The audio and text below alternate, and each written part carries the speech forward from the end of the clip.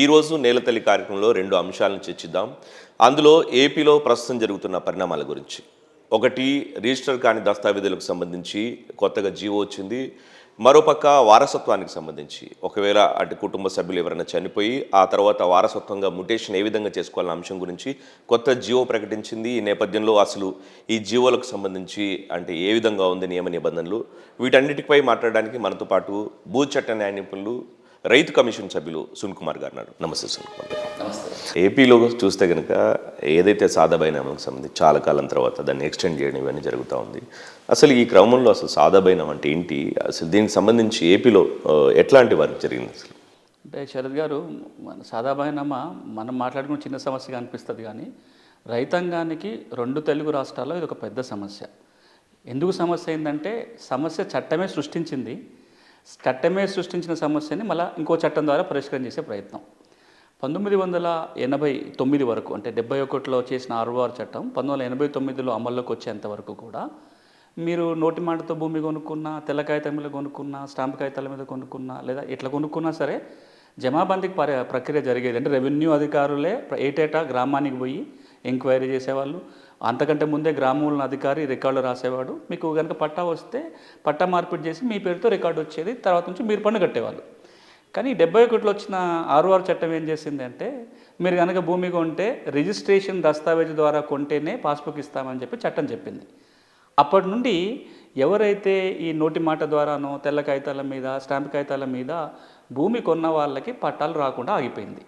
ఇదే సాదా బైనామా సమస్య. సాదా బైనామా అనే ఉర్దూ పదం. సాదా అంటే తెల్ల కాగితం, బైనామా అంటే ట్రాన్సాక్షన్. తెల్ల కాగితాల మీద జరిగే లావాదేవీలని అర్థం. ఈ లావాదేవీలని మనం కనుక పట్టాలు ఇవ్వకపోతే నిన్న మొన్నటి వరకు కూడా, అంటే దాదాపుగా 2000 సంవత్సరం వరకు, 2004 వరకు కూడా భూమి విలువలు ఎంత ఉన్నాయి? 30,000 రూపాయలు ఎకరం. మంచిగా వరి పంట పండే భూమి 50,000. ఆంధ్ర గోదావరి జిల్లాలో అయితే 4 లక్షలు 5 లక్షలు దాకా పోయిన సందర్భాలు. కానీ ఇప్పుడు విలువలు పెరిగిన తర్వాత ఇప్పుడు అందరు రిజిస్ట్రేషన్ పోతున్నారు. కానీ అప్పట్లో అందరూ కూడా రిజిస్ట్రేషన్ ఫీజు కట్టలేకనో, లేకపోతే రిజిస్ట్రేషన్ చేసుకోవాలనే విషయం తెలియకనో, రకరకాల కారణాలతోటి మనం అనుకున్నట్టుగా కాగితాల మీద రాసుకున్నారు. వీటన్నిటిని మనం సాదా బైనామాలు లేదా రిజిస్టర్ కాని దస్తావేజు కొనుగోలు అంటాం దీన్ని. సమస్య పరిష్కారం కోసం 1989 నుంచి పలు దఫాలుగా ప్రయత్నం జరుగుతూ వస్తుంది.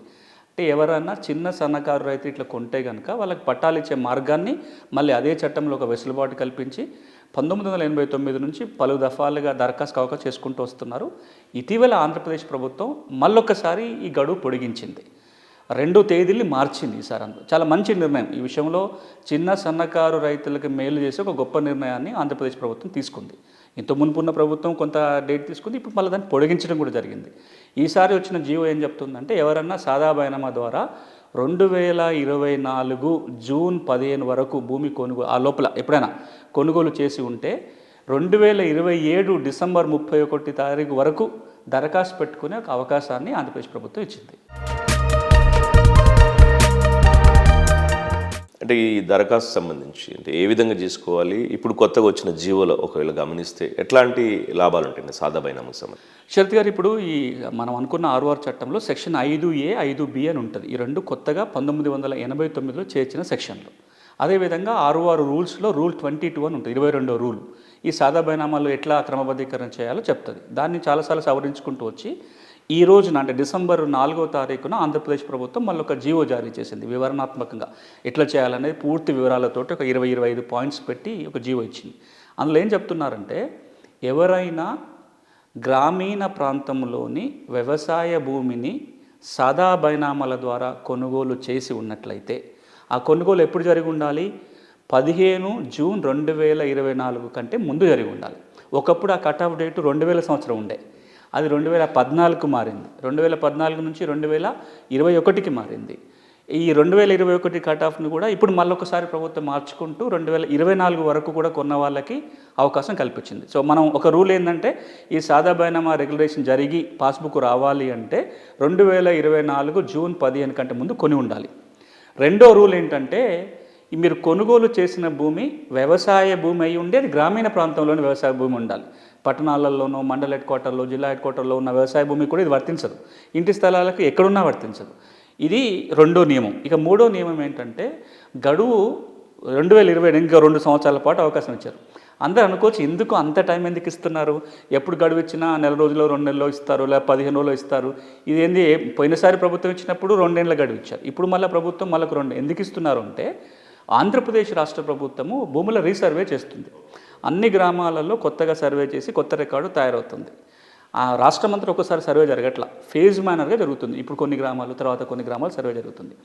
ఎప్పుడు సర్వేకి పోయినా గ్రామాలలో ఒక 10 కొన్ని చోట్ల అయితే 10% వరకు కూడా రైతులు ఏళ్ల తరబడి భూమిలో ఉన్నారు, పట్టా భూమి దున్నుకుంటున్నారు, కానీ వాళ్ళ దగ్గర రిజిస్టర్ దస్తావేజు లేదు. మరి రీసర్వే ఎవరి పేరు మీద నమోదు చేయాలి? రీసర్వే జరిగినప్పటికైనా సాదాబైనామా సమస్య వస్తుంది. అందుకోసమే రీసర్వే జరుగుతున్నంత కాలం కూడా సాదాబైనామాగా దరఖాస్తు పెట్టుకునే అవకాశం ఉండాలనే ఉద్దేశంతో ఇప్పుడున్న అంచనాల ప్రకారము ఆంధ్రప్రదేశ్ రాష్ట్రంలో రీసర్వే పూర్తి కావాలంటే ఇంకో 2 ఏళ్ళు పట్టవచ్చు అని.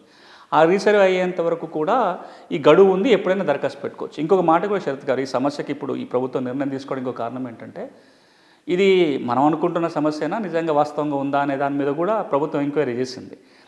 ప్రతి జిల్లా కలెక్టర్ రిపోర్ట్ అడిగారు, మీ జిల్లాలో పరిస్థితి ఎట్లుంది, సాదాబైనామా మళ్ళీ చేయాలంటే. నాకు తెలిసిన ఇన్ఫర్మేషన్ ప్రకారం దాదాపుగా అన్ని జిల్లాల కలెక్టర్లు చెప్పారు, ఇంకా చిన్న సన్నకారు రైతులు సాదాబైనామా కొని పట్టాలు లేని వాళ్ళు ఉన్నారు కాబట్టి ప్రభుత్వం అవకాశం ఇస్తే మంచిదని కలెక్టర్లు అడిగిన తర్వాత వారి కోరిక మేరకు ప్రభుత్వంలో ఎప్పుడు చర్చ జరుగుతుంది కాబట్టి మళ్ళీ ఒకసారి డేట్ పొడిగించడం జరిగింది. అందరివి అప్లికేషన్స్ ఎక్కువ రిజెక్ట్ అవుతున్నాయని చెప్పి అంటున్నారు. అది ఆ సమస్య ఎప్పటి నుంచో ఉంది. అట్లాంటి క్రమంలో ఇప్పుడు ఈ కొత్తగా వచ్చిన జీవో అంటే ఏం జరుగుతుంది, అంటే దాంట్లో ఏదైనా సమస్య పరిష్కారం ఉందా?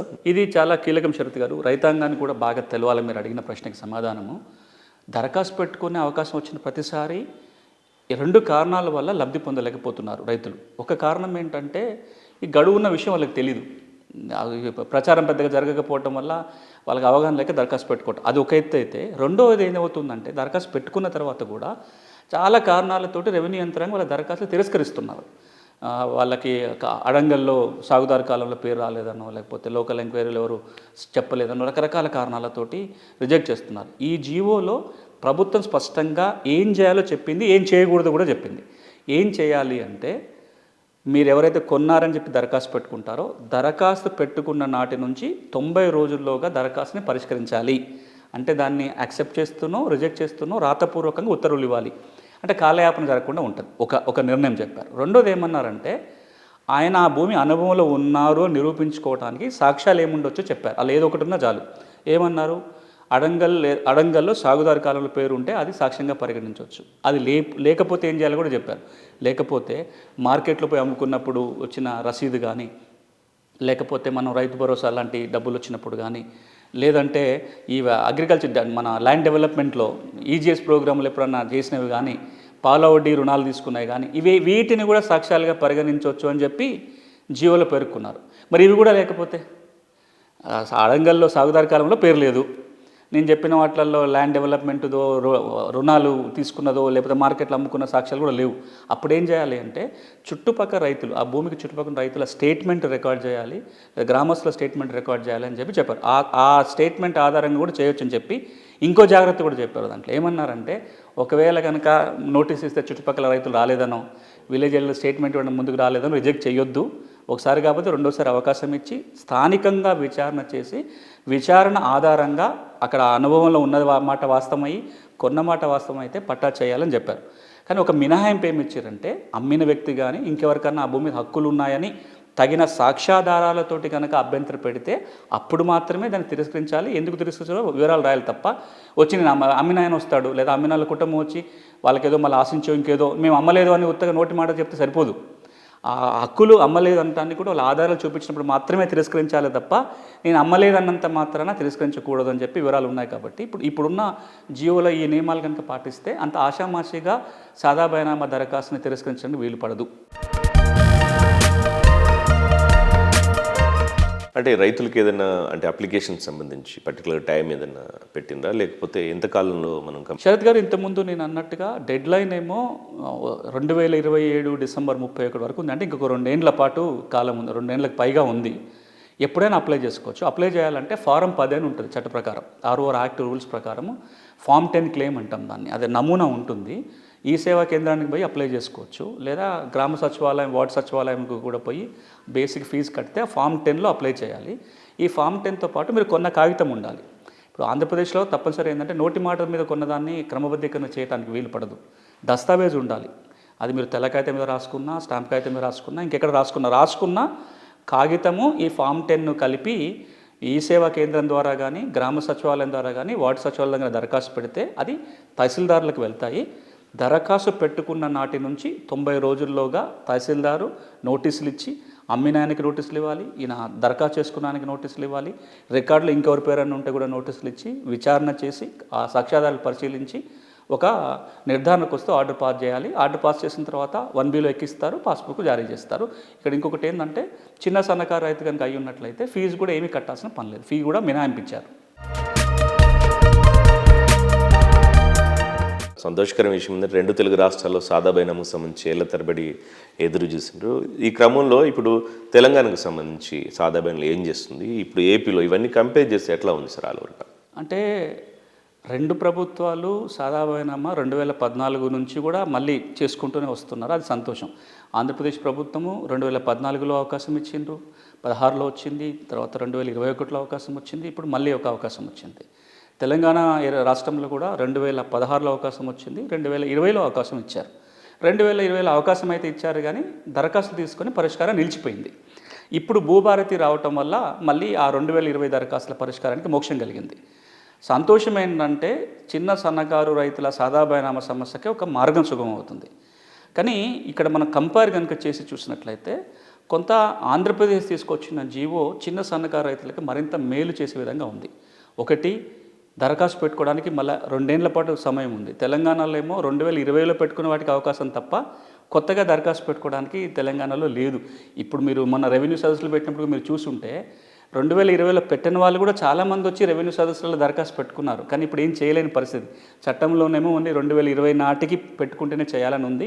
తెలంగాణ కూడా ఒకసారి మళ్ళీ పునఃపరిశీలన చేయాలి. జెన్యూన్గా ఉన్న వాళ్ళు ఉంటారు కాబట్టి వాళ్ళు కనుక మళ్ళీ దరఖాస్తు పెట్టుకోవడానికి అవకాశం ఇచ్చే ఒక ఆలోచన చేయాలి ఒకటి. రెండోది, కట్ ఆఫ్ తేదీ విషయంలో కూడా తేడా ఉంది. తెలంగాణ రాష్ట్రంలో 2014 జూన్ 2 కంటే ముందు కొనుగోలు చేస్తేనే దరఖాస్తు పెట్టుకోవడానికి ఉంటుంది. అది ఇప్పుడు ఆంధ్రప్రదేశ్ 2024 వరకు అవకాశం ఇచ్చింది. అంటే తెలంగాణలో కనుక మీరు 2014 నుంచి 2024 మధ్యలో కొనుగోలు చేస్తే అవకాశం లేదు. అది ఆంధ్రప్రదేశ్లో ఉంది, మంచిది కూడా. ఎందుకంటే ఇప్పుడు రేపు పొద్దున తెలంగాణ కూడా రీసర్వేకి పోతుంది, పైలట్ కార్యక్రమం నడుస్తుంది. మీరు గ్రామాల్లో రీసర్వేకి పోయినప్పుడు మళ్ళీ ఇదే సమస్య అడ్డం పడుతుంది. మీరు రీసర్వే చేయాలన్నా కొంత మార్పు చేసుకోవాల్సిన ఉంది. ఎందుకంటే ఈ రోజు వరకు కొన్న వాళ్ళకు కూడా జెన్యున్గా కొన్న వాళ్ళు ఉంటే కనుక ఇప్పుడు ROR ఏంది, మీరేమో ఎవరికి భూమి యజమాని మీరు చేయట్లా, ఆయన యజమాని మీరు గుర్తిస్తున్నారు అంతే. ఒకవేళ వివాదం ఉందనుకో, హక్కుల వివాదం ఉందనుకో, యువతలో ఎట్లా కోర్టుకు పోతారు వాళ్ళు. మనం కనుక నిజమైన యజమానిని రికార్డులో గుర్తించకపోతే మిగతా చాలా సమస్యలు వస్తాయి. కాబట్టి ఈ రీసర్వేగా పోయినప్పుడైనా మళ్ళీ ఈ డేటు మనం మార్చుకోవాల్సి వస్తుంది. ఇది రెండోది. మూడో ఒక కీలక అంశంలో చాలా వ్యత్యాసం ఉంది. ఆంధ్రప్రదేశ్లో ఆ విషయంలో కొంత ముందంజలో ఉంది. అదేంటంటే స్థానికంగా విచారణ చేసి ఆ రిపోర్ట్ ఆధారంగా కూడా మనం ఇవ్వచ్చు. అక్కడ అమ్మినాయన సంతకంతో పని లేదు, లేకపోతే అడంగల్లో సాగుదారు కాలం ఉండాల్సిన కంపల్సరీ రూల్ లేదు. తెలంగాణ విషయానికి వచ్చినట్లయితే ఇప్పుడు రూల్లో ఒక ఇబ్బంది ఏమవుతుందంటే అమ్మినాయన అఫిడవిట్ ఇస్తే తప్ప రెగ్యులర్గా చేయలేని పరిస్థితి. దాని మీద చాలాసార్లు ప్రభుత్వం దృష్టికి వెళ్ళింది. ఇప్పుడు ప్రభుత్వం కూడా ఆ రూల్ మారుస్తానికి చర్యలు తీసుకుంటుంది. కానీ ఇక్కడ కూడా అంటే ఆంధ్రప్రదేశ్లో జరుగుతున్నట్టుగా ఇది ఒకటి ఉమ్మడి రాష్ట్రంలోనే జరిగేది. ఏం జరిగేదంటే స్థానిక విచారణ ఆధారంగా రెగ్యులరేషన్ చేసేవాళ్ళు. ఏమైనా అభ్యంతరాలంటే అప్పీలు పోవడానికి కోర్టు పోవడానికి ఉండేది. కాబట్టి ఇక్కడ కూడా అంటే ఆంధ్రప్రదేశ్లో మనం జీవోలు ఇంతకుముందు మాట్లాడుకున్నట్టుగా ఒకసారి కనుక దరఖాస్తు చేసుకున్నట్లయితే స్థానిక విచారణ ఆధారంగా చేయగలిగినట్లయితే చిన్న సన్నకారు రైతులకి నిజంగా జెన్యూన్గా ఉన్న వాళ్ళకి మరింత మేలు జరుగుతుంది. అంటే ఏపీలో మరో కీలకమైన అంశం ఏంటంటే మ్యూటేషన్ సంబంధించి వారసత్వానికి సంబంధించి దాని గురించి కూడా కొత్తగా జీవో విడుదల చేసింది. అసలు ఈ క్రమంలో వారసత్వానికి సంబంధించి ఇప్పటివరకు చాలా సమస్యలు ఎదుర్కొంటారు. అంటే ఎవరైనా చనిపోతే మళ్ళీ వాళ్ళ పేరు మీద మారని చాలా పేపర్లు ఇప్పటికట్లనే పెండింగ్లో ఉన్నాయి. సో దానికి సంబంధించి జీవోలు ఏముంది, ఏం జరుగుతుంది? ఇది కూడా మరొక కీలకమైన సమస్యకి ఆంధ్రప్రదేశ్ ఒక వినూత్నమైన పరిష్కారం దిశగా అడుగులు వేసింది. తెలంగాణ అయినా ఆంధ్రప్రదేశ్ అయినా పట్టాదారు చనిపోయిన తర్వాత వారసుల పేరు రికార్డులకు ఎక్కించి వారసులకు పాస్బుక్ ఇవ్వడానికి చాలా కాలయాపన పడుతుంది. మీరు తెలంగాణ ఆంధ్రప్రదేశ్ 2 రాష్ట్రాలు ఏర్పడే ముందు పరిస్థితి చూస్తే 71 చట్ట ప్రకారము పట్టాదారు చనిపోతే వారసులు దరఖాస్తు పెట్టుకోవాలి, విచారణ చేయాలి. అదంతా అయిపోయిన తర్వాత రికార్డుకి ఎక్కించి పాస్బుక్ రావాలంటే ఒక్కొక్కసారి ఏండ్ల తరబడి పడిన సందర్భాలు కూడా ఉన్నాయి. అంతదాకెందుకు 2017లో భూ రికార్డుల ప్రక్షాళన చేస్తున్నప్పుడు చాలా గ్రామాలలో వందల మంది చనిపోయిన వ్యక్తుల పేర్లు పట్టదారులుగా రికార్డులు కొనసాగుతూ ఉన్నాయి. ఈ రోజు కూడా మీరు ఆంధ్రప్రదేశ్లో తీసుకుంటే కూడా చనిపోయిన వ్యక్తులు పట్టదాలుగా ఉన్న సందర్భాలు బోల్డ్ ఉంటాయి, ఎందుకంటే పట్టా మార్పిడికి చాలా సమయం పడుతుంది కాబట్టి. ఇప్పుడు తెలంగాణలో ప్రక్రియ ఏంటి, ఒకవేళ పట్టదారు చనిపోతే కనుక వారసులందరూ జాయింట్ స్టేట్మెంట్ రాసుకొని భూభారతిలో దరఖాస్తు పెట్టుకొని అప్పుడు తహసీల్దారు నోటీసులు ఇచ్చి విచారణ చేసి అందరూ ఒప్పుకుంటే రికార్డులో మారుస్తారు. ఈ ప్రక్రియకి ఇప్పటికి కూడా భూభారతి వచ్చిన తర్వాత కూడా కొంత సమయం పడుతుంటుంది. ఇక్కడ ఆంధ్రప్రదేశ్లో కూడా ఏమవుతుంది, అక్కడ కూడా విచారణ చేయాలి, వారసులందరూ రావాలి, ఒప్పుకోవాలి, అప్పుడు మాత్రమే చేయాలి. దీనివల్ల 2 నష్టాలు జరుగుతున్నాయి ఈ ప్రక్రియ చేయటం వల్ల. ఒక నష్టం ఏంటంటే కాలయాపన జరుగుతుంది. ఇప్పుడు కొత్తగా ఎవరికి మనం భూములు ఇవ్వట్లే కదా, పట్టాదారు చనిపోయాడు, ఆయన పిల్లల పేరు మీద, ఆయన వారసుల పేరు మీద పట్టా మార్పిడి జరగాలి. అది రొటీన్గా వెంటనే ఆటోమేటిక్గా జరిగిపోతుంది. అంత సులభంగానే కార్యక్రమం ఉండాలి అది, అన్లెస్ వాళ్ళలో ఏమైనా వివాదం ఉంటే తప్ప. ఇది చేయటం వల్ల లేట్ అవుతుంది ఒకటైతే. రెండవది, ప్రభుత్వానికి ఆదాయం కూడా ఏమి రాదు దాంట్లో. ఇప్పుడు మ్యూటేషన్, ఇప్పుడు ఇక్కడ తెలంగాణలో అన్న 2,500 రూపాయల మ్యూటేషన్ ఫీజు ఉంది, కానీ ఏపీలో మ్యూటేషన్ ఫీజు ఏమీ లేదు. ఇప్పుడు ఆంధ్రప్రదేశ్ ప్రభుత్వం విషయంలో ఏ నిర్ణయం తీసుకుందంటే, మీరు సేల్ డీడ్ ఎట్లయితే రిజిస్ట్రేషన్ చేసుకుంటారో, ఈ పట్టదారు చనిపోయాక వారసులు కూడా పోయి రిజిస్ట్రేషన్ చేసుకునే ఒక విధానాన్ని తీసుకొచ్చింది. దానివల్ల ఏమవుతుంది, రిజిస్ట్రేషన్ కాగానే ఎట్లాగో మ్యూటేషన్ జరిగిపోతుంది. మీరు ఎట్లాగో మ్యూటేషన్ పోయినప్పుడన్నా అందరూ కలిసిపోతే తప్ప మ్యూటేషన్ కాదు. అదేదో మీరు రిజిస్ట్రేషన్ చేసుకోగలిగితే డాక్యుమెంట్ని, మ్యూటేషన్ ప్రక్రియ సులభం అవుతుంది, ప్రభుత్వానికి కొంత ఆదాయం వస్తుంది. రెండోది, ఈ మ్యూటేషన్ రిజిస్ట్రేషన్ చేయమని చెప్పటమే కాకుండా ఫీజు చాలా నామినల్ పెట్టారు. భూమి విలువ 10 లక్షల వరకు, 10 లక్షల లోపల ఉన్న వాటన్నిటికీ 100 రూపాయలు ఫీజు. 10 లక్షల విలువ దాటిన భూమి అయితే 1000 రూపాయలు ఫీజు. అది చాలా తక్కువ. ఇప్పుడు తెలంగాణలో మ్యూటేషన్ ఫీజే ఇక్కడ 2,500 తీసుకుంటున్న సందర్భంగా, ఇప్పుడు అది కూడా రిజిస్ట్రేషన్ ఎక్కడ చేస్తే చిన్న సన్నకారు రైతు ఎవరైనా ఎంత చిన్న వాళ్ళైనా వ్యవసాయ భూమి కనుక వారసత్వంగా రాగానే వారసులందరూ పోయి సబ్ రిజిస్ట్రార్ దగ్గర రిజిస్ట్రేషన్ చేసుకుని 100 రూపాయలు ఫీజు కట్టి రిజిస్ట్రేషన్ చేసుకుంటే వెంటనే మీ చేతికి ఒక రిజిస్ట్రేషన్ డాక్యుమెంట్ వస్తుంది, ఒక భరోసా కలుగుతుంది. రిజిస్ట్రేషన్ కాగానే దాని ఆర్ఓఆర్కి లింక్ ఉంటుంది కాబట్టి ఆటోమేటిక్గా మ్యూటేషన్ కూడా జరిగిపోయి అంత తక్కువ సమయంలో ఆర్ఓఆర్లో ఎంట్రీ అయ్యి పాస్బుక్ వచ్చే అవకాశం ఉంటుంది. ఇది మంచి ప్రక్రియ. ఇప్పుడు ఈ మధ్యలో ఇది కూడా మొన్ననే ప్రభుత్వం జియో జారీ చేసింది కాబట్టి ప్రతిరోజు 1-2 మ్యూటేషన్లు మండల కార్యాలయంలో జరుగుతూనే ఉంటాయి. పట్టదారు చనిపోయి వారసుల పేరు మీద మార్చే ప్రక్రియ ప్రతి తహసీల్ కార్యాలయంలో రోజుకు 1 జరుగుతుంది. వాళ్ళందరికీ దీనివల్ల అంటే అది బెస్టా సార్, ఇది బెస్టా, అంత ఏది సింప్లిఫై? ఇప్పుడు రిజిస్ట్రేషన్ అనేది మంచిది, ఎందుకంటే మిగతా అన్నిట్లు ఇప్పుడు మ్యూటేషన్ ప్రక్రియలో ఏం జరుగుతుంది, ఇంతకు మునుపు మ్యూటేషన్ ప్రక్రియ ఏమో ఒక్క వారసుడిపై దరఖాస్తు పెట్టుకున్నా విచారణ చేసి మార్చే అధికారం ఉండేది. ఇప్పుడు ఆంధ్రప్రదేశ్లో అయినా తెలంగాణలో ఏం జరుగుతుంది, ఇప్పుడు తెలంగాణ భూభారతి చట్టం తీసుకున్న పట్టాదారు చనిపోతే వారసులందరూ కలిసి కాగితం రాసుకొని ఒక జాయింట్ అగ్రిమెంట్ రాసుకొని ఈ అగ్రిమెంట్ కాగితాన్ని తహసీల్దార్ దగ్గరికి తీసుకెళ్ళి భూభారతిలో అప్లై చేసుకుని అందరూ ఒప్పుకుంటే జరుగుతుంది కదా. ఇది అంతే కదా, ఇది అందరూ ఒప్పుకుంటే ఆ కాగితం మీద ఒక డాక్యుమెంట్ రాసుకొని ఆ డాక్యుమెంట్ రిజిస్ట్రేషన్ జరిగిపోతే కరప్షన్కి దారి లేకుండా, ఇంకే వేరే రకమైన ఇబ్బందులకు దారి లేకుండా, కాలయాపన జరగకుండా రిజిస్ట్రేషన్ అయిపోతుంది. మీ చేతిలో వెంటనే ఒక రిజిస్ట్రేషన్ డాక్యుమెంట్ వస్తుంది.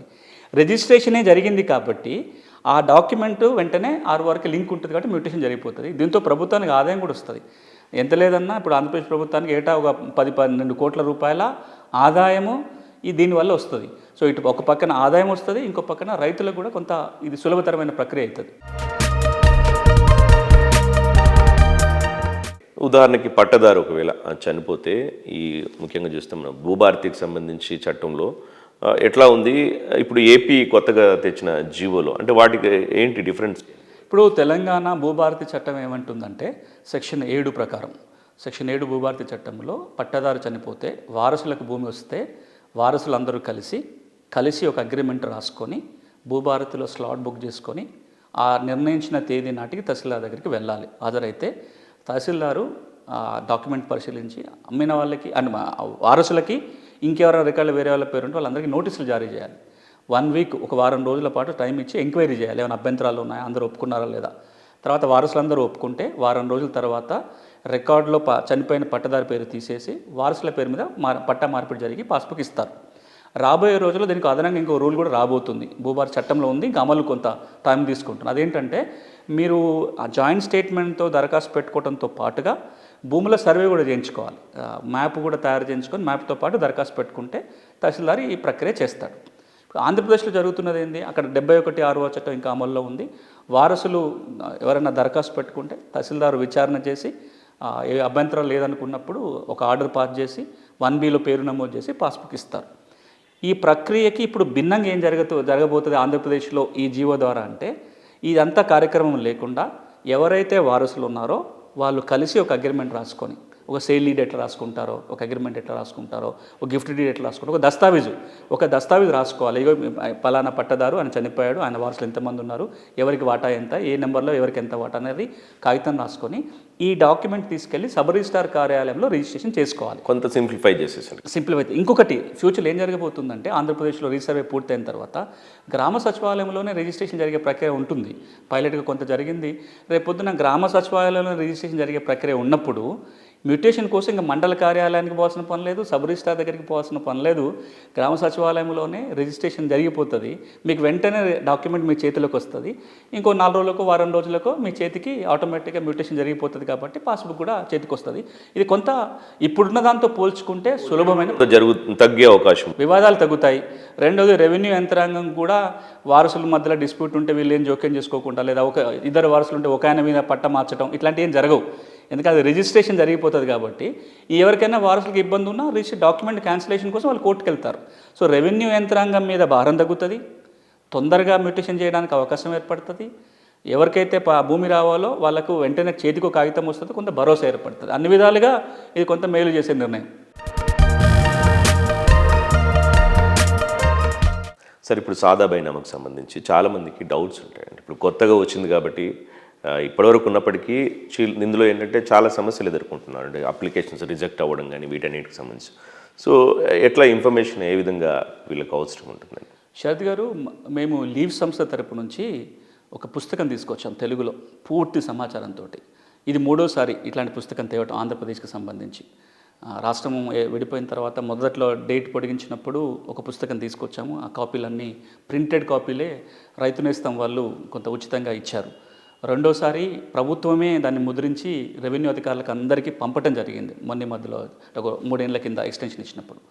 ఇప్పుడు మళ్ళీ ప్రభుత్వం జియో ఇచ్చిన వెంటనే మళ్ళొకసారి పుస్తకాన్ని రూపొందించి అందరికీ ఉచితంగా అందుబాటులో పెట్టాము. ఆ పుస్తకంలో ఒకటి జియో ఉంటుంది, అంతకుముందున్న జియో కాపీలన్నీ ఉంచాము, కోర్టు తీర్పులు ఉంచాము, రెవెన్యూ యంత్రాంగం చేయాల్సిన పనులేంటో రాసాము, ఒకవేళ దరఖాస్తు చేయాలనుకున్న వ్యక్తి ఏమేమి చేయాలో రాసాము. ఈ సాదా బైనామా ప్రక్రియ మీద ఉండాల్సిన ఫార్మాట్లు అన్నీ అందులో ఉంచినాం. దరఖాస్తు ఏ నమూనాలో ఉంటుంది, నోటీసులు ఎట్లా ఇవ్వాలి, వాంగ్మూలం ఎట్లా రికార్డ్ చేయాలి, 13B ఎట్లుంటుంది, 13C అవన్నీ పెట్టాం. దీంతో పాటుగా ఎప్పుడో వచ్చే ప్రశ్నలు, దాదాపుగా దీనిలో చాలా మీరు అన్నారుగా చాలా అనుమానాలు అపోహలు ఉంటాయని, 65 ప్రశ్నలు సమాధానం లేదు దాంట్లో.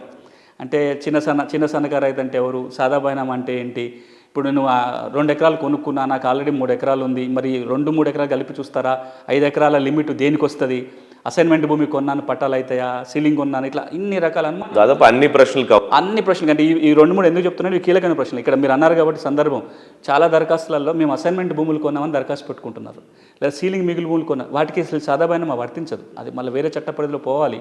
వీటన్నిటిని నివృత్తి చేస్తూ దాదాపు 85 పేజీల తెలుగు పుస్తకాన్ని తయారు చేశాము. మాకున్న సోషల్ మీడియా గ్రూపులు అన్నింటిలో పెట్టాము. ఇప్పుడు నెలతల్లి కార్యక్రమంలో కూడా మీరు ఈ వీడియో పోస్ట్ చేస్తారు కాబట్టి ఈ వీడియో కింద కూడా దీన్ని లింక్ ఇవ్వండి. ఎవరైనా దాన్ని ఆ PDF డాక్యుమెంటరీని ఉచితంగానే డౌన్లోడ్ చేసుకొని ప్రింట్ తీసుకోవడానికి అవకాశం ఉంటుంది. ఇంకొక రిక్వెస్ట్ మీ ద్వారా, మన నెలతల్లి కార్యక్రమం ద్వారా, ఈ పుస్తకాన్ని ప్రతి రైతుకు చేరే ప్రయత్నం చేయండి. ఎందుకంటే అలా అనుమానాలు నివృత్తి అయితే చాలా అవేర్నెస్ పెరిగినా కొద్దీ వాళ్ళ సమస్య పరిష్కారం సులభమవుతుంది. కాబట్టి ఎవరెవరైతే దీన్ని చూసిన వాళ్ళన్నా దీనికి 10 మందికి పంపే ప్రయత్నం చేస్తే ఈ ప్రయత్నం కొంత సఫలం అవుతుంది. ఎవరైతే చిన్న సన్నకారు రైతులు దీర్ఘకాలికంగా భూమి ఉండి కూడా పాస్బుక్ లేకపోవటం వల్ల ప్రభుత్వం నుంచి బెనిఫిట్లు రాక, లోన్లు రాక ఇబ్బంది పడుతున్నారో వాళ్ళ సమస్య నుంచి బయటపడటానికి ఇది ఒక సాధనంగా ఉపయోగపడుతుంది. Thank you so much sir. అంటే రైతుల కోసం ప్రత్యేకంగా ఒక పుస్తకాన్ని రూపకల్పన చేసి దాన్ని అందరి ప్రజల్లోకి తీసుకెళ్ళడం కూడా చాలా మంచి పద్ధతి. అలాగే ఈరోజు సాదా బైనామాకు సంబంధించి, వారసత్వాలకు సంబంధించి, కొత్తగా వచ్చిన జియో గురించి చాలా వివరంగా చెప్పారు. ఇది వాటి నెలతల్లి కార్యక్రమం. దీనికి సంబంధించి ఏదైనా అంటే సాదా బైనామాకు సంబంధించి మీకు ఎట్లాంటి సందేహాలను ప్రత్యేకంగా ఈ వీడియో కింద బుక్ రూపంలో ఉంటుంది, అందరూ డౌన్లోడ్ చేసుకొని ఉపయోగించుకోవచ్చు. ఇది వాటి నెలతల్లి కార్యక్రమం. నమస్తే.